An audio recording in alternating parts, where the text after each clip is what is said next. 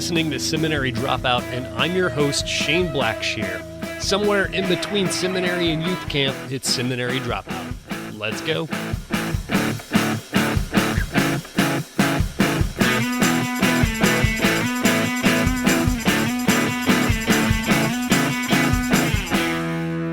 My guest today is Sean Palmer. Sean is a minister, sought-after preacher, writer, and blogger.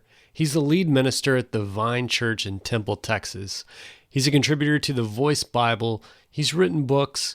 His writings have appeared in numerous magazines and publications. In 2012, Sean was profiled in Christian Standard magazine's 40 Leaders Under 40. He lives with his wife and 2 daughters in Temple, Texas. Sean Palmer, thanks for being with me on Seminary Dropout. Oh, I'm glad to be here. Thanks for having me. Sean, where did you grow up? I am a child of the South. So I was born in Mississippi, born in Jackson, Mississippi, and lived there until I was about in 5th grade. And then we moved over to Atlanta. And so I did junior high high school and then moved out to Texas to go to college.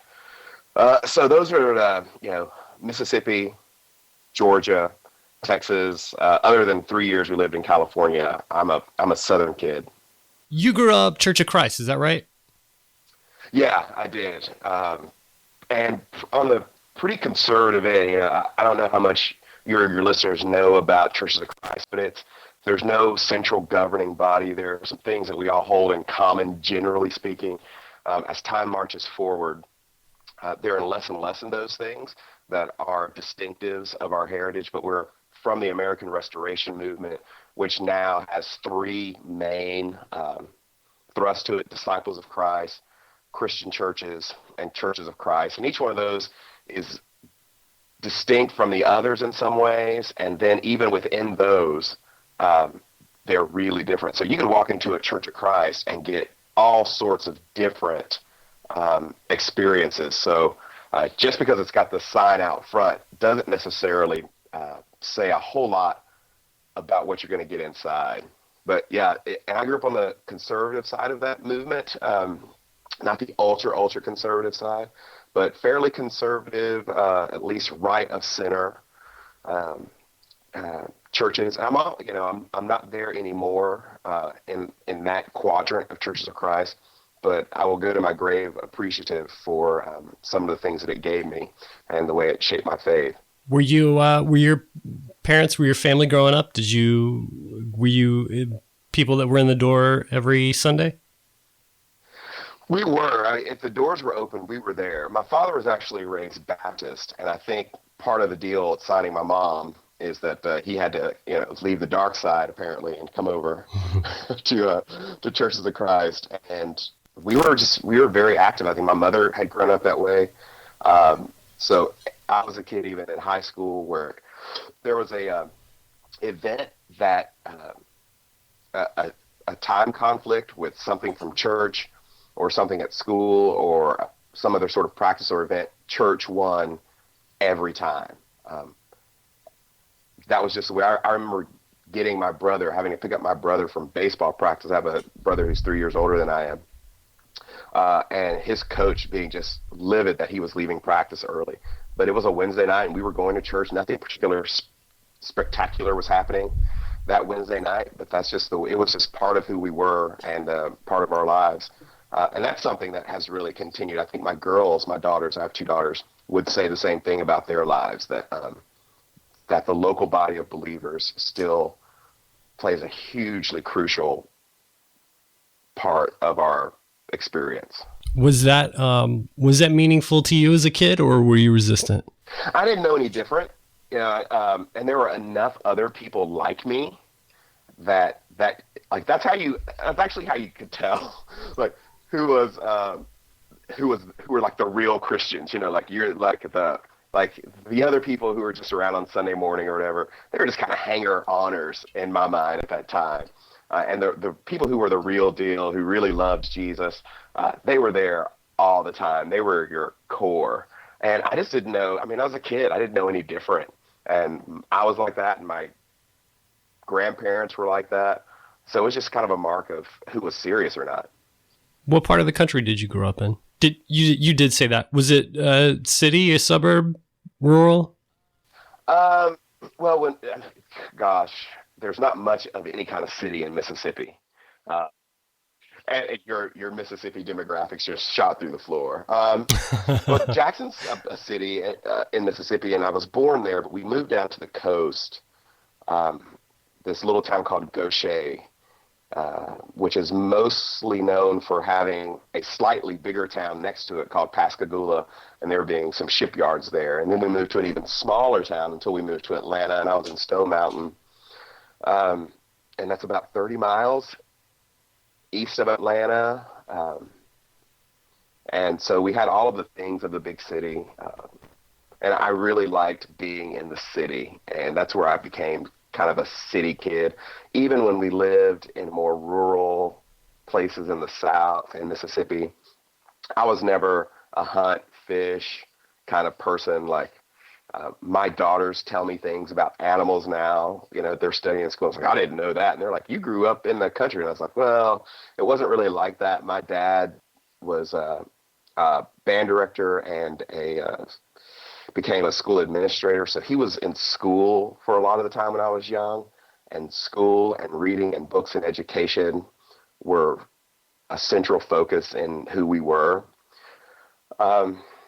So my upbringing was in a lot of different places. So it's country and small church. Oddly enough, that little church in Goshen, Mississippi was the most racially balanced church that I've ever been a part of. Then in Atlanta, you're in the big city, and we were big church with some people who in greater Christendom are fairly recognizable. Theologians like Carl Holliday were members of the church I attended in Atlanta, you know, and so he's been a big influence on theology in the 20th and 21st century. Then I went out to, you know, Abilene, Texas to go to school. So it's been a little bit of everything. Your parents got divorced when you were 15, is that right? Yeah, they did. So small town Mississippi wasn't really working for my mother, I don't think. And then, you know, it was, she moved to Atlanta and took me looking for work. My brother then later came, then my father came. And because he was an educator, there were some things going on at the time, at least. They only promoted in Atlanta through the system, and he was at the level where he was a high school principal and couldn't get work and ended up going back to Mississippi. And they were still married at that point. I think it was more than anything just a steady growing apart.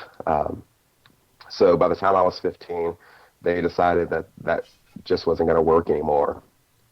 What kind of impact did that have on you?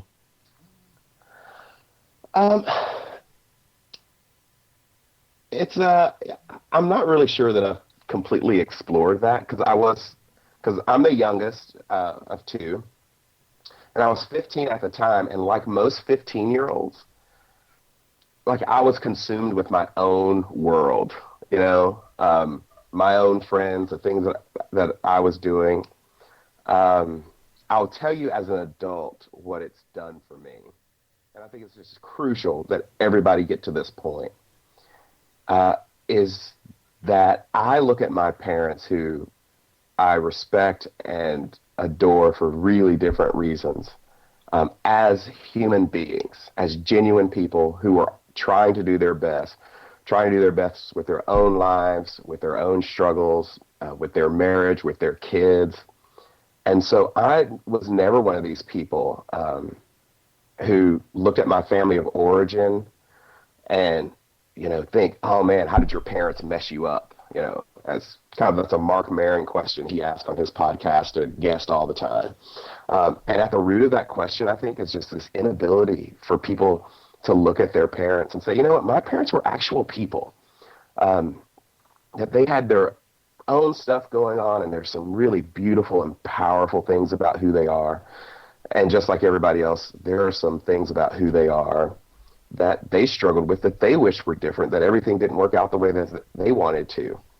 But they were so great. I mean, I never heard either one of my parents say a bad thing about the other or blame the other. They remained friends throughout all. My father's remarried now. I performed his wedding to his current wife. and there was never any animosity or bitterness, and it was never really ugly, at least the parts that I saw. And I think that was helpful to me, and helpful to my brother, that it didn't have to be that way. You mentioned that one church that you went to that was the most diverse. Was in other parts of life, were you in diverse places, or was it fairly segregated? Since my adolescence, it's been fairly segregated, and that's had to do with a lot of factors. That's had to do with some educational factors, and I think some goals that my parents had for my brother and me. And as I got older, our churches that we attended were a little bit less conservative than the ones that I attended as a boy. And so I wanted to major in Bible and to go to a school that reflected kind of where I was theologically, if I was even thinking theologically at 18. Those schools, in terms of Churches of Christ and our fellowship, tended to be predominantly white. I did want to get some distance between me and home, only because I didn't have any problem with home. I just wanted to prove to myself that I could do it. And Texas seemed like a good place to go. And so I ended up at the school that was predominantly white, which meant also that the churches that I had access to and was building networks with, and people working in those churches, were predominantly white. And so what that has meant down the road is that coming up here on 20 years, the network of churches that I know and have been active in have been predominantly white churches. And there's been some good about that, some struggle in that. I think I'm not uniquely positioned, but I'm one of the voices in my fellowship of churches that really has an audience with multiple kinds of churches, and then at the same time predominantly African American churches. Some of them and some of their leaders have moved to more progressive visions. So it's been pretty segregated. It's been a pretty segregated career. Only when we were in California was I not one of just maybe a handful of minorities at a church. You know, it's funny when a lot of times when I've talked to people of color on this show and ask about diversity, and they talk about a time in life where there wasn't much diversity, and usually what that means, like when a white person says there's not much diversity, it means that they are in groups of other white people. And a lot of times when people of color talk about lack of diversity, it means they were the only black person in a group of white people. Yeah. Yeah, when I left school, I went to work for a church in McAllen, Texas, which is down on the border. And so that was kind of a crazy deal in the sense that the town was 95% Hispanic. It's the town, I say this lovingly, like if you were in the grocery store and the checkout person was talking to you in English, they were making an accommodation for you, because everything was done in Spanish. And but our church was probably about 85% Caucasian, and me and maybe a couple of other African Americans. And when you're in the valley of Texas and you see another African American person, like the most frequent conversation I had was just like, "How did you get here? Like, how did you get up here?" I remember like one of my good friends was living in San Antonio at the time. It was about a 4-hour drive, and I was single. And so just about every weekend, I was coming up to either hang out with him in San Antonio or see my fiance who was in Austin. And like that's when I would get a haircut or anything like that, because there's nowhere to just find any kind of black people around. But it was really interesting at that place because there were so many efforts, and it just illustrates how hard it is to integrate a church, because even in a town that is overwhelmingly Hispanic, and the leaders of a congregation desperately wanted an integrated church and did everything that they could think of to do. It still didn't happen. They were nowhere close to 50-50. And it's a tall order, even as much as we know about people and sociology and church work. Still, it's very difficult to integrate churches, in 2016. I find that fascinating. The church that you're at right now, you're in Temple, Texas. Most people probably don't know much about Temple. Kind of small town in Central Texas, a military town. And it's a predominantly white church, and you're the lead pastor. That's not a normal thing for a predominantly white church to call a person of color to be their lead pastor. Yeah. I'm curious what that was like for you. Well, I probably had some structural advantages in this sense that my wife's parents, Rochelle grew up in Arizona, but her mom was originally from Texas. Long story short, they moved back to Texas the year she started college, and she went to Abilene Christian, just like I did. We were in the same class. So that was 1992, and they moved to this town that you will have heard of, but maybe most of your listeners haven't, called Salado, Texas. Yeah. Which is just 15 miles from here. So, and her father was the preacher at the Church of Christ in Salado. And so we knew of this church, though we didn't know anyone here. And I had several friends in the area who were leading churches at the time that this church was looking to go in a new direction. And that's really key because our church is unique in the sense that it had this 35-year history as a Church of Christ. And they realized, as kind of a mainstream Church of Christ, or at least believing they were, they realized they weren't really that anymore. But they wanted to be connected to their heritage and some of the things, some of our distinctives that they thought were important to them, important to their faith community. And so when they started thinking about who would be a person who would be a good fit for this, and they started asking around, and I guess my name came up.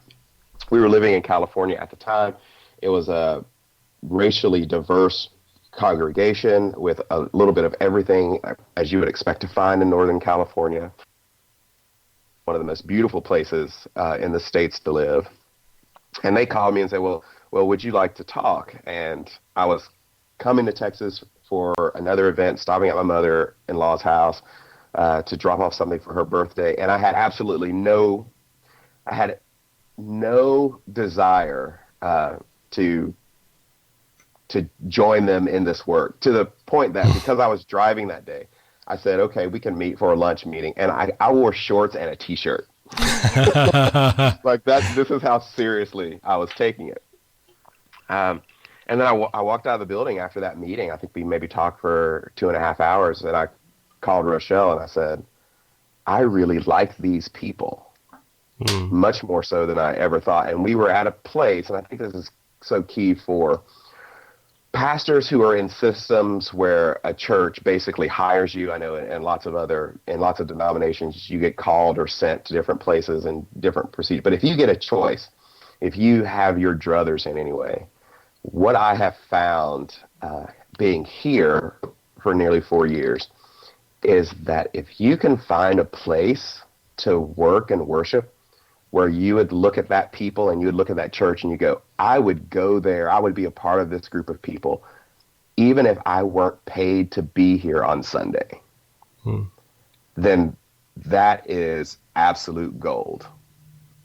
And so I think they felt, the leadership at the time felt the same way, that wasn't particularly relevant. And it's not like you go to a place like Temple, Texas to make that church more integrated. There just aren't enough African Americans in Temple to integrate very many churches. I mean, there's a good number of them. But in the part of town we are, and lots of other factors, like that's not the number one thing that you can do here. Like you might say, I'm going to go to a city like Atlanta because it needs a good integrated church. It's still high on our priority list. It's still something that we are looking at ways to better foster. But I think more than anything, it was, hey, this looks like something that God has really brought together. So it's odd. I wish it were less odd, but I think, at least for my part, I feel good about it and feel like the future is even better than the last 4 years. Do you feel that people respond to you differently because you're a person of color as a pastor? Yes. I don't know that I can enumerate all the ways that is. In some ways, like this particular congregation, I'll start there. I can say just about anything that's faithful and true. So I don't have to walk on a lot of eggshells, and I know other pastors in different locations do.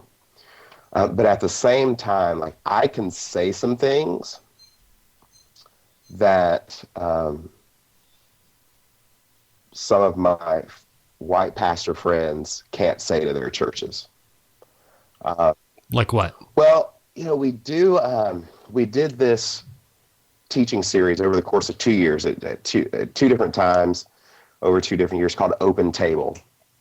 And it was looking at Paul's vision for the church in the New Testament.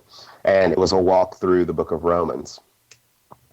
And at the heart of that book, at least in my read, and I'm stealing from Scott McKnight and N.T. Wright and others, is that the biggest issue in the first century church is the church, and who can be in and who can be out. So the big question that everyone's trying to deal with is this Jew-Gentile question.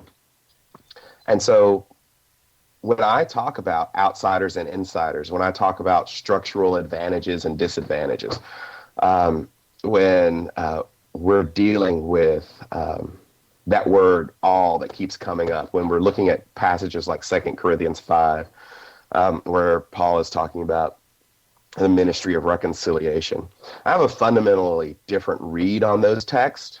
So one of our great matriarchs of the congregation here was at our women's retreat a couple of weeks ago with my wife, and telling her how much she was looking forward to the series on Romans when she knew that it was coming, and that's one of her favorite books, and how she just loved it. And as I was preaching through it, like she had read the book of Romans so many times and had highlighted so much, and she told my wife, she goes, and I found myself just brokenhearted because everything that Sean talked about from the book of Romans, I hadn't highlighted any of those passages in my Bible. Oh, wow. And this is one of the mothers of one of our elders, to tell you how meaningful she is in our congregation. And she is a fabulous, fabulous person. And when I say I can say things that other people can't say, it's not just that, oh, I've got this megaphone that I'm going to say things that everybody else has been sort of nibbling around the edges of. Like, I just have a fundamentally different read of Scripture, and that's partly because of my experience as an African American in the South. And people will find that, I think, both challenging and refreshing in some ways, because I think good-hearted people really want to believe that the Bible answers these questions, addresses these issues, and that it doesn't reduce all of life to blessings and pie in the sky when you die, and it doesn't have anything to say about how I treat my neighbor. So those are the kinds of things that I feel like at this season of life, God's really asking me to do. I wonder if if when things come up in culture, things like Michael Brown and Tamir Rice, I wonder if you feel more hesitant to talk about those things in church. I say that because I know a pastor here in town who's a person of color and the pastor of a really diverse church. They would have times in each of their gatherings, in each of their liturgies, where people could share, things to pray for, things like that. And people would bring up those kind of situations, the police killing of unarmed black men and things like that as they came up in the news. And it was always the white members of the congregation. And I really got the feeling that the pastor and maybe some of the congregants who are people of color felt like it wasn't their place to bring that up. Do you ever feel any of that? Yeah. And I think that's one of the places where I have to be careful, but I think all pastors have to be careful. One of the great difficulties we face with integrating churches is that a lot of churches view integration as just along the color line. So if we've kind of browned up a little bit, then we've really integrated. But what they're ultimately trying to do is assimilate new members into white culture. Right. And so it's like our process of discipleship is to make you more white or make you more stereotypically white. So if you're in a church culture where there's a dominant politics, either way, that is the de facto voice of the congregation, you still haven't done it. Because what you've done is you've made your church multi-ethnic but not multicultural. And a lot of us are pleased to stop at multi-ethnic. So if we look at the congregation, and we've got some Hispanic folks, and we've got some folks who are truly like from another country. If we've got some white families over here who've adopted a kid from Africa, if we've got some black folks, but the culture is pretty much all the same. You haven't become multicultural, you just become multi-ethnic. Now that's something to be celebrated, but we shouldn't pat ourselves on the back too strongly for that, because no one is going to grow, no one's going to see the other side if all the voices aren't given equal weight in a community. And that's really important, at least to me. So when a thing like Michael Brown comes up, these days everybody likes to, we post our ignorance on Facebook. And so everyone responds to that. And it's almost like there needs to be a slight irritant in the system that comes back and says, okay, is that being fair? Is that being truthful? Are there parts of this that you may have possibly missed? Are you being as generous in your assessment of this as you should be? And I think as a congregation, we've kind of come a ways on that. Of course, nobody's perfect, but I would encourage pastors to figure out a way in your context to serve as a little bit of agitation to the status quo. I think that's when pastors serve both their church best and the world best. I think that's what King was masterful at being, is loving people, but being a loving adjutant to their system. So I kind of, and I'm glad that I give myself pause when a Tamir Rice or a Michael Brown happens, because lots of times my first instinct is wrong, and lots of times it's right. But I want to, the goal of the preacher, I think the first goal of the preacher is to gain a hearing.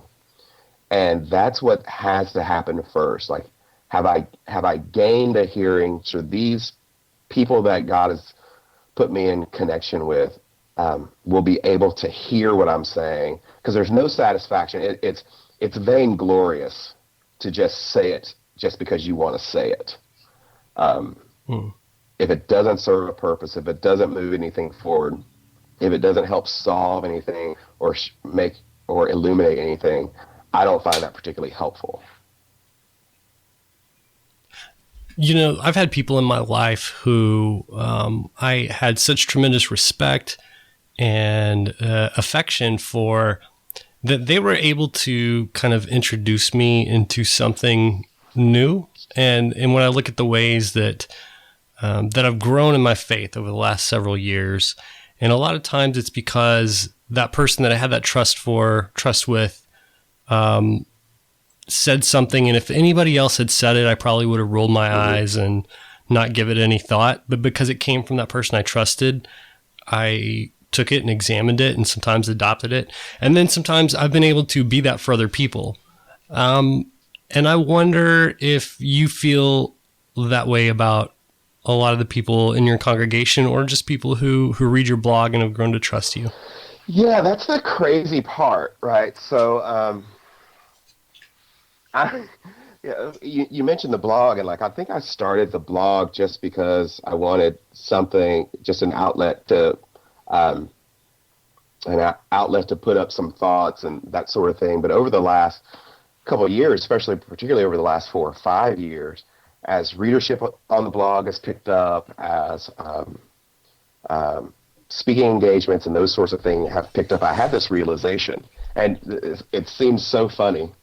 I think I was sitting in my office one day writing something, and it hit me someone might take you seriously. It's just kind of a scary thought. Yeah, that God had given me the kind of platform at this point in my life, for whatever reason, that there were going to be people who were actually going to take this to heart, and it might make a difference. And I started getting emails from people and things saying, and we took this into our elders meeting, or, I wrote this little ebook called Scandalous, just as kind of really as an Advent devotional. And people were telling me, we're using it in our Bible class on Sunday mornings during Advent. And the weight of that kind of was Sean, you just can't be blowing smoke. Yeah.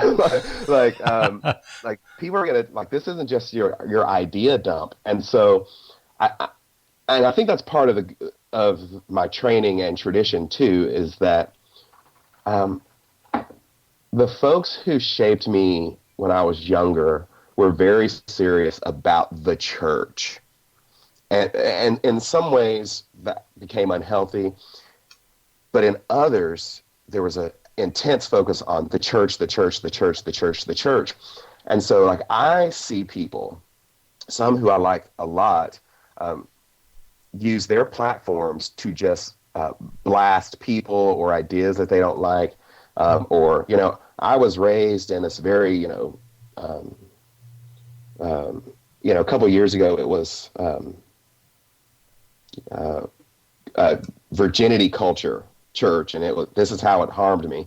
And I go, wait a second now. Yeah, purity culture stuff, yeah. Yeah, and I totally get what they're saying, and I don't want to be dismissive of it. But I also want to throw in there, okay, so let's assume a 16-year-old girl reads this, or a 20-year-old girl at college, or a 21-year-old boy at college, and they read you as being dismissive of the idea, even if they take it the wrong way, of purity culture.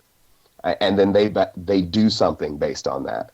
Well, what do you want that to do? And that doesn't mean to change what you think or what you're proposing, but I do think it calls for a basic level of honesty and fairness, and for your platform not to just be a place for you to blow off steam and to get things off your chest about your own.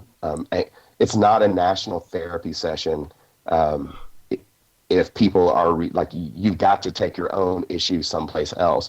So use those platforms to do things that will bring people together. I think that was probably when I rebranded my blog and started focusing on, okay, what are the kind of things we can talk about that actually bring people together, that actually introduce reconciliation, rather than this is what Sean's pissed about today. Yeah. But, fairness and honesty doesn't draw as many readers that way. Where's the clickbait in that? Yeah. When I'm not speaking in hyperbole. No, I know enough podcasters and bloggers to know, like, hey, I know what to write next week if I want a hit, if I want a lot of people to read. And that's a disservice to the church. And so it may be that I'm a pastor and other people aren't, because I deal with that every week. Like, I'm going to stand up in front of a group of people and say something that, whether it's corrective and admonition or whether it's encouraging, that someone's going to walk out of there and take that seriously. And that's a big responsibility. Do you find, and I've read a lot of your blog, and I get the feeling that you'll understand what I'm talking about. There's a lot of times where in my spiritual life, I've followed the popcorn trail of Jesus on something. Mm-hmm. And then I get to where that leads me, and I look up and I say, oh yeah, some people associate this with left-wing politics. Some people associate this with right-wing politics wherever I am. Like, this means something else to different people, and people don't know how I got here. And I wonder if you ever write something on your blog or maybe in a sermon and have people shrug it off as left or right-wing propaganda. I'm sure that happens. In terms of the blog, here's part of my process, is that I have a group of people that, because I only post once a week, because I thought, tell my wife I do have a day job. My friend Richard Beck posts every day, and I just don't know how he pulls that off, but he has a lot more readers than I do. I have a process of where one of my closest friends in the world is also one of the most conservative people, is more conservative than most people I know, put it that way. And I have a group of people who read every one of my blogs before I post it, and I try to get a cross-section, and if it's got a political bit at all, I'll make that even wider. So that's folks, in our current political situation who think Bernie Sanders is too conservative, and folks who think, Ted Cruz hadn't gone far enough, like they are just on the, and have them give me feedback. Now, they're all fair-minded people, and they know how to give the other side the benefit of the doubt, even when they disagree. And if the feedback comes back to me that, yeah, this is really left or this is really right, I will make some adjustment. But I don't if I feel like what I'm saying is really correct. Because, like, I have my, our tradition tends to produce a lot of Anabaptists, though we're not specifically an Anabaptist tradition. And I fit that category. I'm not one of the Anabaptists that doesn't vote, but for me, it does mean not placing a whole lot of stock in government and voting. And that's not just a small government position. That's a kingdom position. It's not just libertarian. Yeah, exactly. Yeah. Well, that's exactly the kind of thing I'm talking about. Is just, you just all libertarian dribble, and you're coming from a place that's authentic in your walk. Yeah, I just don't play like. I don't think the next president or the last president is going to be much of a savior of anything. Yeah. To me, it's reminiscent of Israel asking for a king. And God says, well, this is what a king's going to do. And it doesn't say you're going to have good kings and bad kings. It just says this is what a king's going to do. And I think politicians are going to do what politicians do. And some of that's necessary, some of it's unnecessary, some of it's good, and some of it we need to be very critical of. So I try to walk a line there but that calls Christians to a position that reinstates God as king. And we've lost a lot of that in my lifetime. There are so many Christians that are, they talk about Republicans in name only, and being RHINOs. We might have CHINOs, like Christians in name only. Yes. Because what they really are Republicans who have baptized some parts of the Jesus narrative with their politics, and that happens on the other end too. That there are liberals who have just taken parts of the Jesus narrative and say, this fits my liberal politics, and so I'm going to do that. And both of them sell out the gospel in some really distressing ways. And if I'm trying to do anything when I write about politics, is to say, both of you have sold out the gospel, and this is the way that you've done it, and this is the way that you've done it.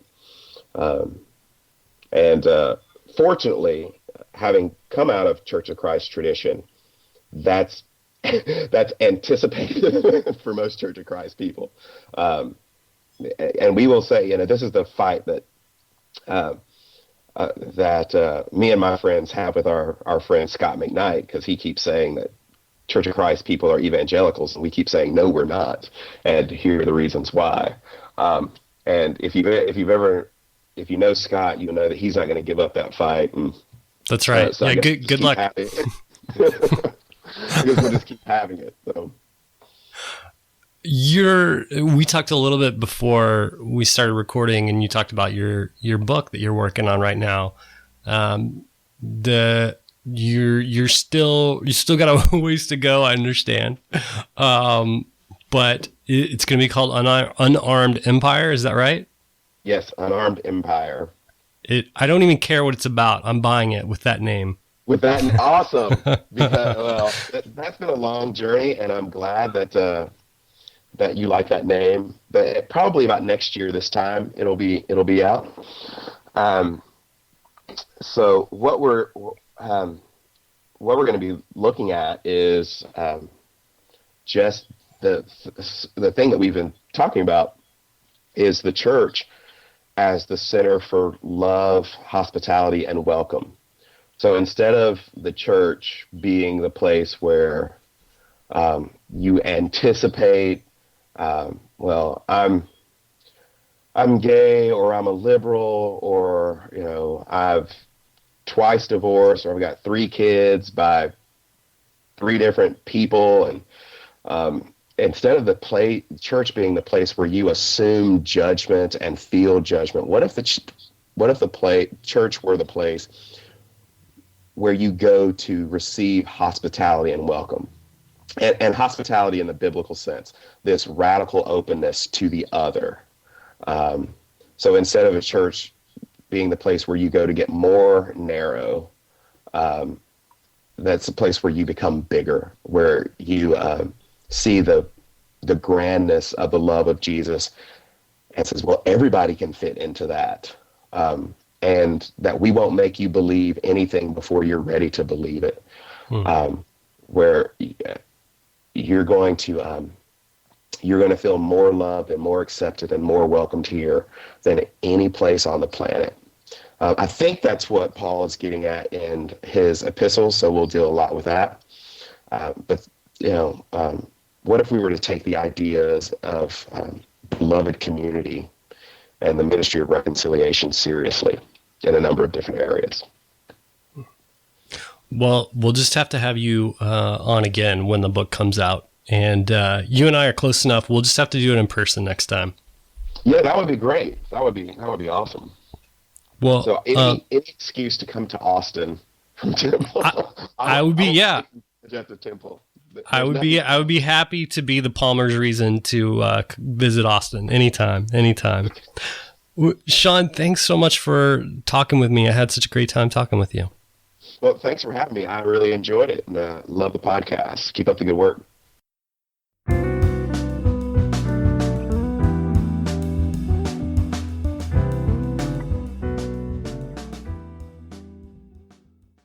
Thanks for joining me for another episode of Seminary Dropout. Remember, you can find all the show notes for this show and all shows at shaneblackshear.com. Oh, and hey, have you ever thought about starting your very own podcast? I bet you have. And I think you should do it. In fact, I've created a course just for you to teach you everything that I've learned over the last couple of years producing Seminary Dropout. So if you're interested in podcasting and want to learn how, go check out my course. You can go there by typing in podcastingforeveryone.org. And you can get a special discount by typing in the discount code Seminary Dropout, all one word. That'll give you 25% off. So go check it out. If you have any questions, let me know. Okay. Thanks to those that left ratings and reviews on iTunes this week. Remember, that keeps the show front and center. Also, remember, you can find me on Twitter at beardonabike.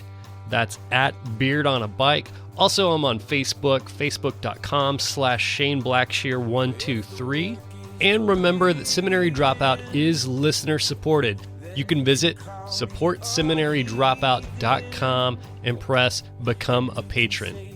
Remember, this music you're listening to right now is by D.L. Rossi. You can find him online on iTunes and at dlrossi.com.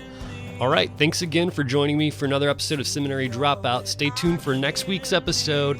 Love you. Take care.